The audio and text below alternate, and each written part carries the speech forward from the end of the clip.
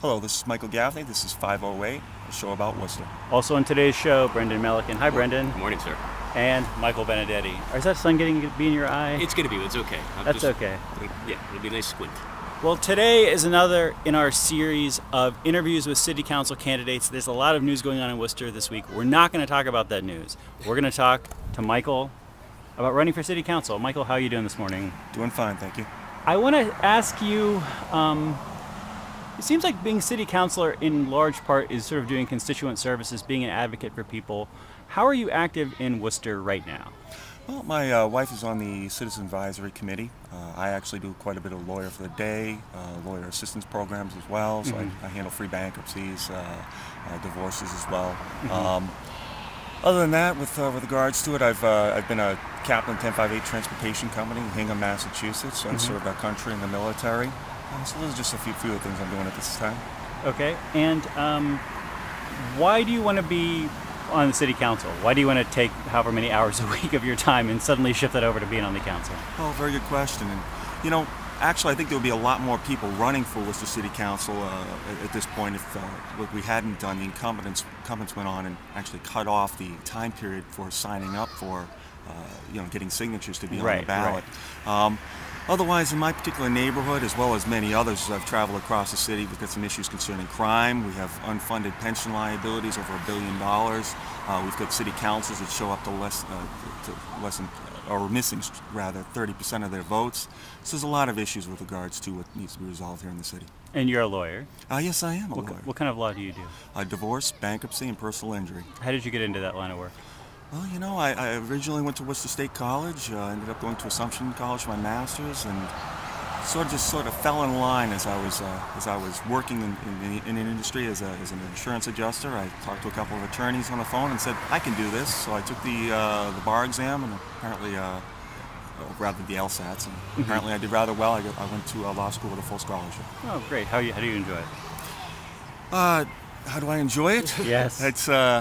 It's rewarding in its own way. It is. For a lot of times, a lot of situations, I do feel like I am helping people.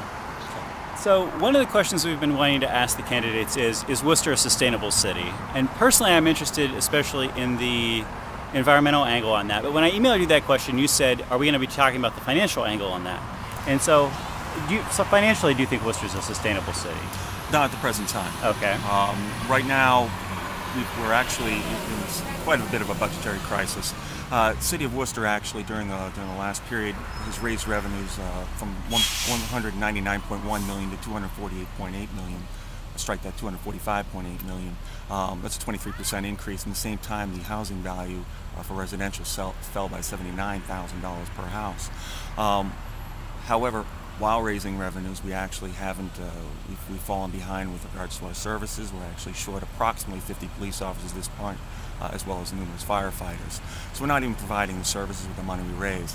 We made promises, and I want to stress, I didn't make the promise. We, as the incumbent city council, made promises to the city retirees that they would have health insurance, and they would actually have a pension benefit at the end of their careers, and we're actually approximately $1.2 billion in the hole, depending whether you think which paper you read, whether it's $656 million short for health insurance or $765 million short for health insurance. Right. So that's not sustainable in the long run. Further, we're not going to be able to climb out of this malaise where we actually have a 30% commercial tax rate.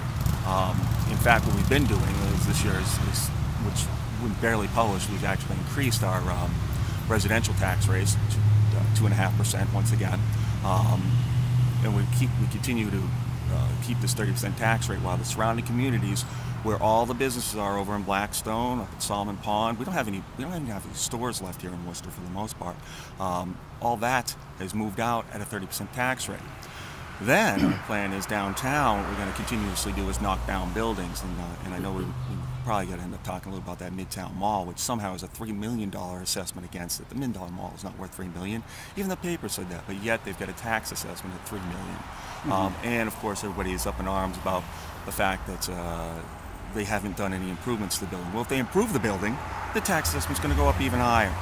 So instead, the city of Worcester is talking about eminent domain which I don't think is the role of government to start. Well, let me just roll that back to this question of financial sustainability. Then, so we have the situation where you feel like we're not providing the services we need to provide with the taxes we're taking in, and we have all of these liabilities to our retirees, et cetera, which it's not clear how we're going to meet them. How do we then get to the next step and deal with that? Certainly. With regards to where we are right now, we can't start talking about cutting taxes at the moment. Reason being is we've got to continue to provide the services that we're already budgeted for. Mm-hmm. But my plan would actually be to say, all right, to these business owners that want to knock down their buildings, whether there's Crocs on Main Street who think it's actually more profitable to knock down a building, put up a parking lot, and that's a sad statement for Worcester. Right. Or whether we're suddenly talking about eminent domain because someone's not improving their building enough to meet the city councilor's wants. My thought is actually to say, okay, well, here's what we're going to do. If you put $5, $10, $15 million into the building, I'm actually going to give you a tax rate based on your initial assessment, meaning year one. Okay, so your current tax rate. You put the money into it. What we want to do is have a time period if you actually have a return on investment into that property. Mm-hmm. Therefore, what I'm trying to generate is people to improve that property. Right. Now, once you actually have property that tenants are willing to move into, and I'm talking about commercial tenants here, then what ends up happening is you sort of start creating demand, and you have some more businesses downtown. Then there's more of a reason to have more retail and commercial space. Sure. It grows that way, and from there you can consider trying to bring that 30% down. It's not exactly going to be an easy position. We're actually, right now, Mr. Councilor Economy and Councilor Russell both proposed a very similar idea with regards to getting some of the three-deckers across the city improved. So I think there's actually an idea behind that. I think there's some desire for it if we could push it forward. Okay, and so is that gonna solve this problem of pensions and whatnot? Well, the pension problem is multifold, and what I'm going to just remind everyone is that back in 2008, the government advised that from now on we're going to be requiring local cities and municipalities to report what their unfunded pension liability is. Now, to be fair, I'm going to say so at least from 2008, we knew that we had over $1 billion worth of liabilities. Right. And took absolutely no action. We knew that long before that, just by the way, but I'll give them a break and just say it was 5 years. And we didn't fund a dime of it. What we actually have to do at this point is grow our revenues. We also have to start funding the pension liability. Now, is that going to solve it completely? Well, no. Actually, our governor actually put out a plan in January of this year concerning what we need to do with relative to future hires, as well as, with regards to their benefits, as well as some other ways to try to reduce the costs in regards to health insurance. As we may be aware, just about a week ago, I believe, the Telegram Gazette had an article about the fact that the city plans were actually considered Cadillac plans under the Obama plan, and we had to actually shave off about $3 million worth of benefits given out on that end as well. My argument isn't to say whether or not these are Cadillac plans or not. They were promised. Right. And we've got an obligation to fulfill the promise and try to make that promise workable with the rest of the residents of the city. Unfortunately, that's not going to be an easy challenge. But again, I just want to remind everybody that the promise was made long before I ran for office. I've never run for office before. Mm-hmm. And therefore, the people that made these promises basically set up a Ponzi scheme. They didn't put a dime away for it at all. Right. Which basically committed a fraud against the very people they're supposed to be representing. I want to switch seats with you because I'm worried we have a lot of traffic noise. Okay. Let's do that real quick. Well, you guys are switching seats. Michael, who would you say should take blame for the way pension liabilities, or I'd say the healthcare is the liability side is, and it's the post-retirement side probably tends to be the lion's share of that, or the issue. Who would you say takes responsibility for that? I would say the majority of our councilors right now are actually the ones that are responsible for it. I think most of them have been on there for more than a decade. The only changes we've really had, for the most part, is councilors in the districts. And so I can't say that anybody got elected, whether it's Sarai, Mr. Economy, or Mr. Russell in the last 2 years is really culpable for it. Right. Although I will say that the 2014 budget, actually the provision for providing some funding towards it is to say if we find any extra money in the budget, we're going to devote it to the unfunded liabilities. I don't know if that meets generally accepted accounting principles, but at least they're mentioning it at this point. Brandon, do you have any more questions on this issue? Yeah, no, I'm just curious, but like in terms of where that went off the rails. I mean, do you have like a general time frame as to like where collective bargaining hit skids and started to become a problem for the city, or where there might have been a lack of oversight? I can't just blame the city either. State of Massachusetts, well, the Commonwealth of Massachusetts actually is ranked 9th worst for pension funding. Pension funding. And that actually has been going on for a rather substantial amount of time, and it's probably worse than actually is even stated. The reason being is we're assuming growth rates of 8.25%. Of course, we're also assuming premium growth rates. We are hitting those rates as well, though. But we've also had to do actually managing those funds, and they're upwards of 9%, if I'm not mistaken. If you recall, not too many years ago, just about 3-4 years ago, we also engaged here in the city of Worcester in what's called asset smoothing, which is a nice way of saying we're taking from one place to put in another. So it's not always reached, and when it's not reached, it has actually a very detrimental effect. It causes us to actually purposely invest in more risky ventures, which I would hesitate, or not hesitate, to indicate that in the insurance world, with their regulations, I don't think you could be an insurance carrier and put money away in the same sort of risky ventures that we are, because it's really market dependent. And as we sit here right now, I think the market lost 160 points yesterday. So that's not really where we want to be. If we want to be investing, we want to actually be investing in much more secure assets than the stock market. I guess again, they're just trying to think like theoretically, if you were elected to the council, then you'd be involved in some degree of oversight of the manager, whoever that would be, for your tenure. Where would you place the burden in terms of oversight for collective bargaining?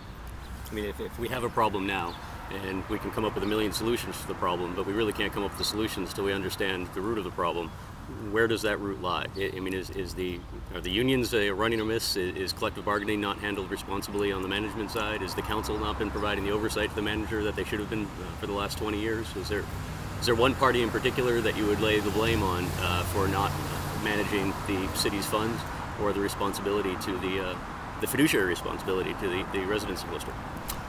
Yes, actually I would. I would tell you now that the party I would blame the most would actually be the city council. Why? Because they're supposed to be the leadership for us.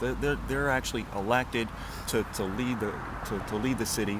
The manager's actually supposed to be following their directive. I mean, the last time I read the charter, he reports to them. Yeah. All right, so it comes squarely on their shoulders. Now, if you want to say, well, the unions are over bargaining and we're stuck with what they're coming up with. The fact of the matter is I don't think we've done a very good job overall explaining where we stand relative to our financials. I think the union people, I've worked in a union previously, so I'm going to tell you now, I know they're reasonable people. We implemented a total quality management procedure over at Cranston Print where I worked. All the employees bought into it, and we know where the company stood, and we survived for quite a while longer. The place is being knocked down now, but we outlasted the non-union firms by about 15 years. Why? Because the employees will buy into it once they know what was going on. And that's the same thing here. I don't think we're in a situation where the collective bargaining in of itself is the target. I think if we actually went to the table and said, well, here's our liabilities, here's what we're looking at, and the fact is you can continue to ask us for all these benefits, but it's not going to be there unless we all work together. Yeah, no, I mean, it's. I don't disagree with you. I think it's interesting that some of the folks that this year are starting to discuss liabilities, again, in particular the post-retirement benefits, are also some of the folks that have been on the council the longest. I don't remember Councilor Lukes ever speaking out in terms of any problems with funding pensions or health care, and she's been there, I think, 20 years now. I don't think it was an issue when she was running for mayor. And it just seems like suddenly, now that things are getting potentially really bad, now everyone wants to discuss it. I just think it's interesting that I think you correctly put it on the council, but some of the members that are the longest standing on the council, I think, would also be the ones that we would expect to have been the most outspoken on that issue and actually have been quite silent. I want to cut this topic off. As CNN would say, we're going to leave it there.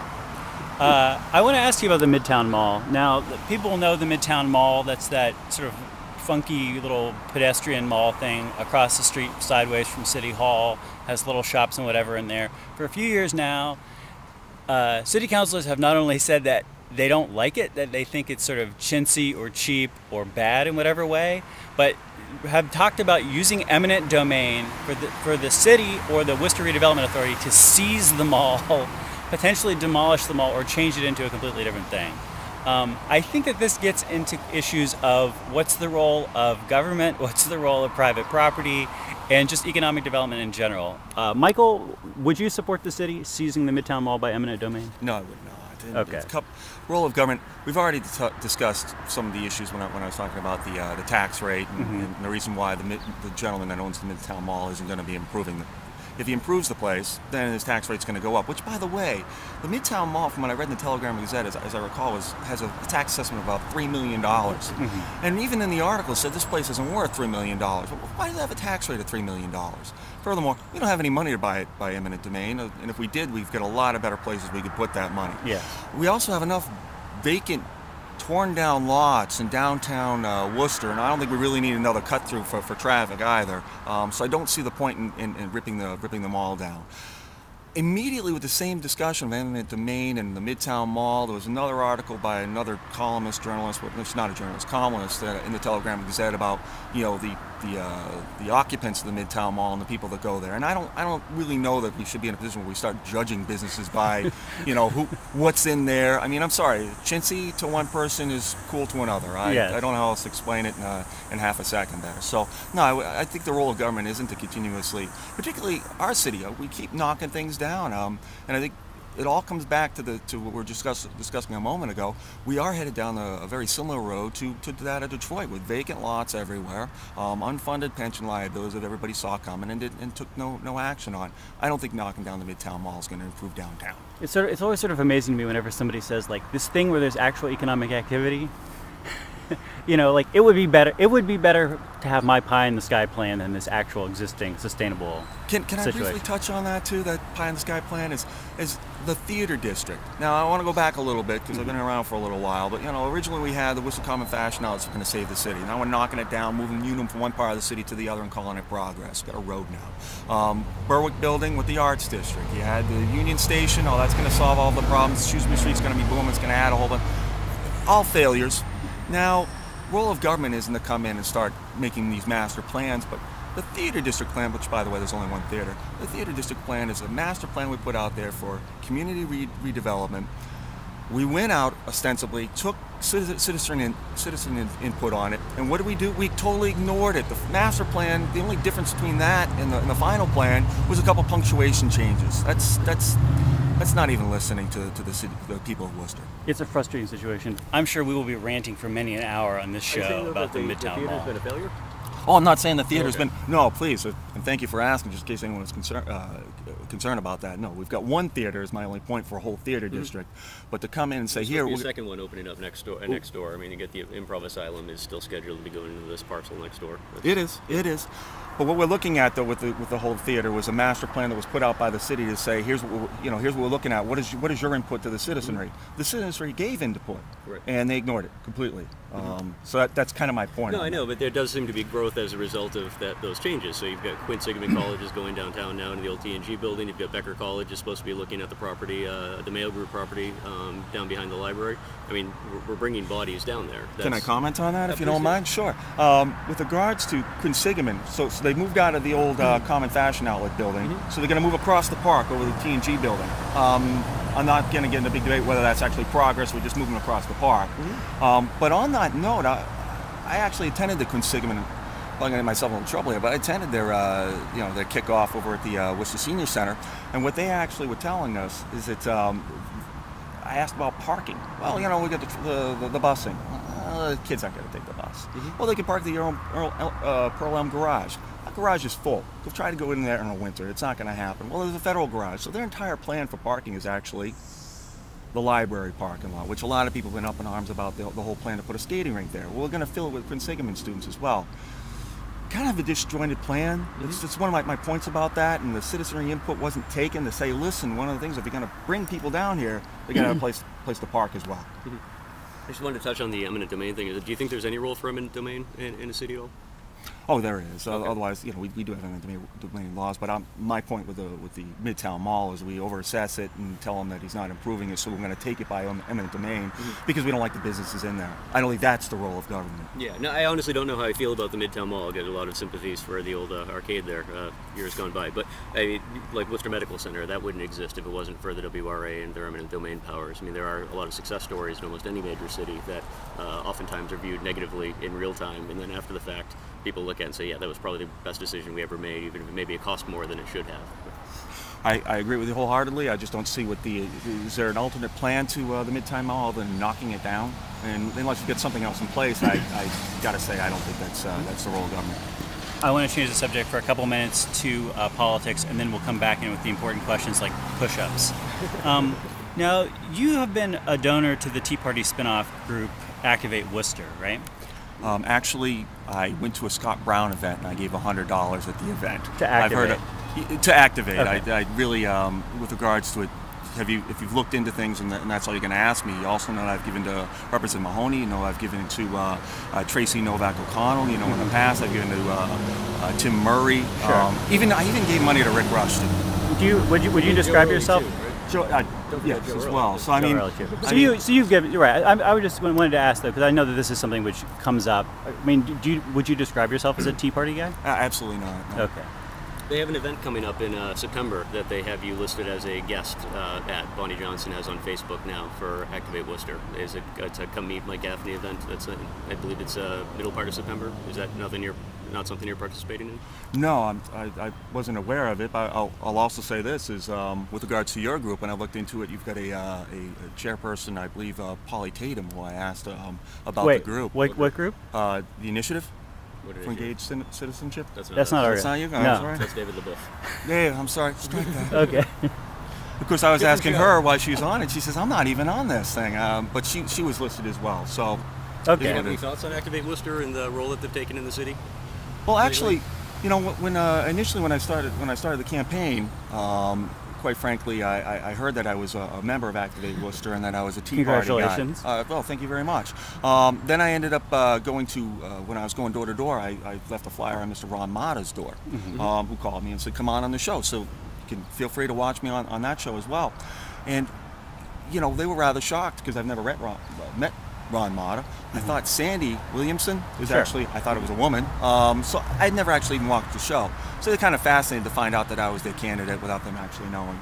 I just mean in terms of some of the civic engagement that they've involved in, because it involved the city in voting. I mean, do you think there are any issues regarding voter fraud or voter registration issues? That seems to be their hallmark issue here in Worcester come election time.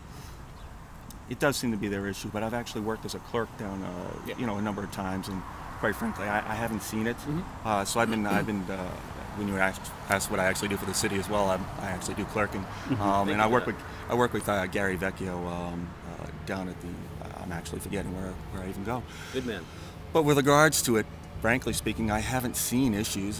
Frankly, people come in, they may be on the inactive list, they come over to the table, they produce some form of ID, a bill, whatever else, we verify, and they go and vote. I haven't seen the issues that have actually been written about. All right, so now we're going to get into the real questions here. First question, what is the most push-ups you've ever done? Well, I saw that was going to be one of your questions. I know the Army annual physical fitness test, to achieve 100% is 82. I know I've beaten that. I'm going to guess I was in about 96, but that's in 2 minutes. Okay. In a total session, if you're talking 15, 20 minutes when you're actually working out, probably significantly more. So can you put it in a row? What's the number? It's probably somewhere in the 90s. I don't want to misquote myself. All right, that's Well done. Good job. More than me. Finally, a candidate with an answer. Most people Straight have no idea talk. of their physical fitness levels. Well, I was in the military, so they actually tested you on that one. Do you mind if I ask what your role is in the military? Is that Sure. you don't have to answer going? Oh, nothing secret. A lot of people. I was a captain of a 1058 transportation company in Hingham, Massachusetts. I had 180 soldiers, men and women, served under me. So that was kind of my role. Nice. I was transportation qualified, and I actually completed the Army's nuclear, chemical, biological warfare class. What do you carry with you on a daily basis? What does your EDC look like? Really about the this question, I tried to think real You hard. can put it on the table if you want to. Well, actually, I left it in the car. It was, Okay. it was my cell phone, and I Okay. left the smart because I didn't want it to ring. So you don't carry like knives, flashlights, guns. No, I don't. I Okay. don't. I do not. I don't have a. I don't have a license to carry any of that sort of stuff. No. I have a couple more questions, but I don't know if Brendan wants to ask anything. No, go ahead with your. I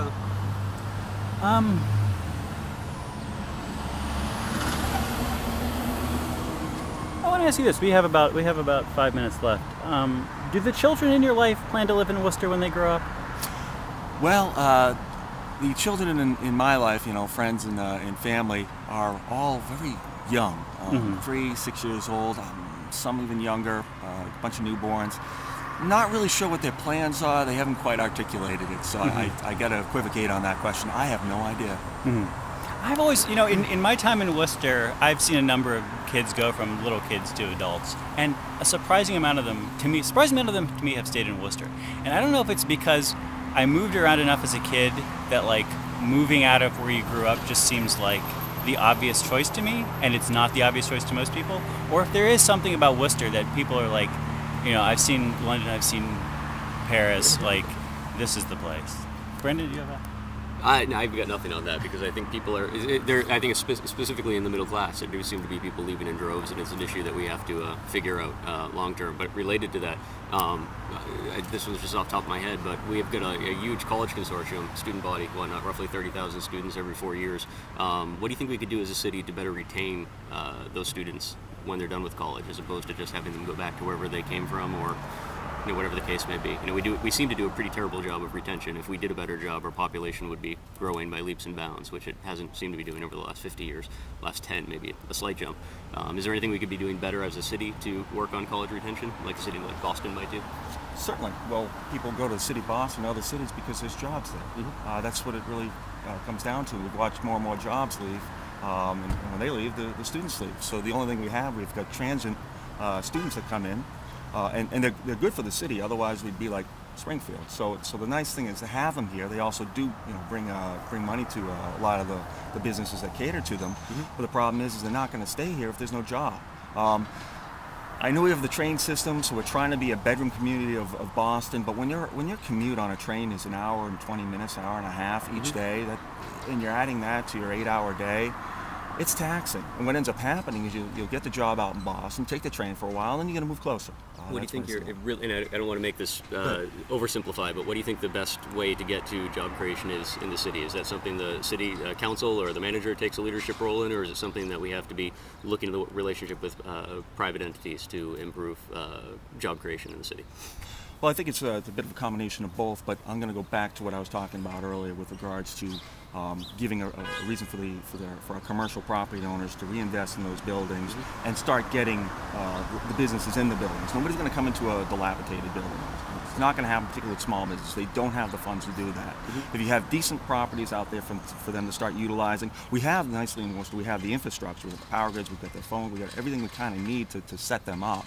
And unless we're going to take those efforts, you're not going to have people come into the city. And you get those small businesses going, and then the thought is that that creates jobs, keeps people here, with good taxpayers that might want to live in the city as well, to be close to work, and it's a whole cycle.